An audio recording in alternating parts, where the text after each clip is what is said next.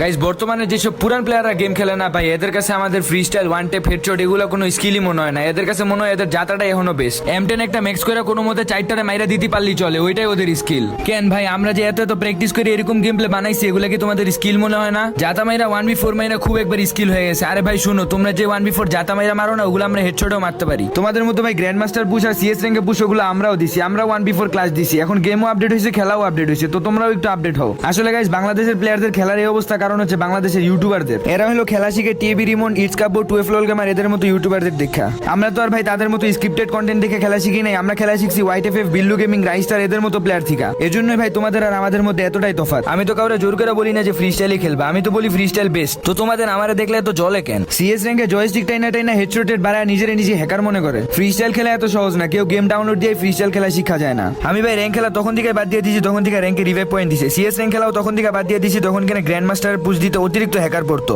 আর পুরান প্লেয়াররা মনে করে আমরা মনে হয় জীবনে এগুলো চোখেই দেখি নাই। শুনো ভাই, তোমাদের সব লেভেল পার করে আমরা এই লেভেলে আসছি। হইতে পারে তোমরা আমাদের আগের প্লেয়ার, বাট তোমরা খেলা শিখছো আমাদের পরে, আর অনেকে তো এখনো খেলাই শিখতে পারো নাই। আমি কখনোই বলি নাই যে আমি সবচেয়ে ভালো খেলি বা আমারে কেউ হারাইতে পারবে না, কারণ আমি জানি বহুত প্লেয়ার আছে যারা আমার চেয়ে অনেক ভালো খেলে। আর যারা এইসব কথা বলো ভাই, তুমি করে বলতেছি, এসব আবল তাবল কথা বাদ দিয়ে নিজের স্কিলটা একটু আপডেট করো, তাইলে ভাই ভালো খেলছেন এটা না শুন না ভাই হ্যাকারের মতো খেলছেন এটা শুনতে পারবা।